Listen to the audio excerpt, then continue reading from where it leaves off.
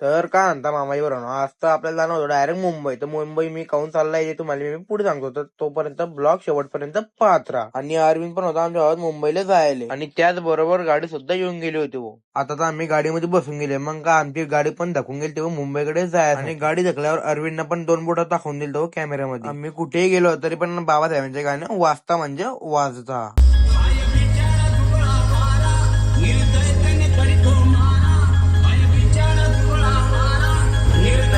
करतो मारा या वाड्याने मावळ नाही जात आमची नव्हे, या वाड्याने मावळ नाही जात आमची नव्हे.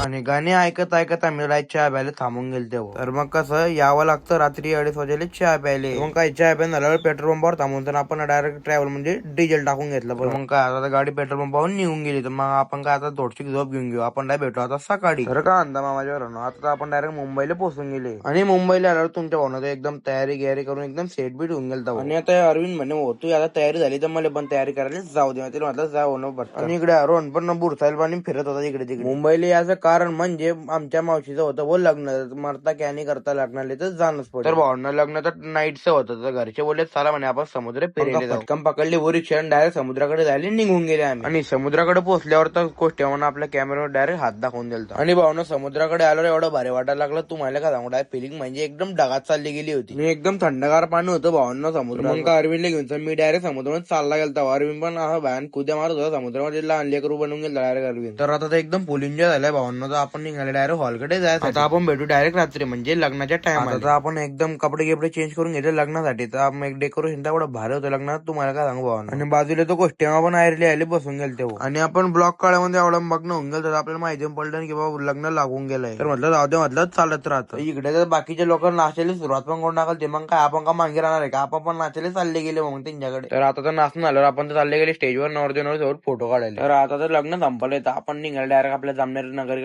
जायसाठी. तर मामाच्या बरोबर आजचा ब्लॉग आवडला तर तुमच्या ऑलडायत जनार्दन फॉलो करून घ्या. कसं जिरली आमची. धन्यवाद.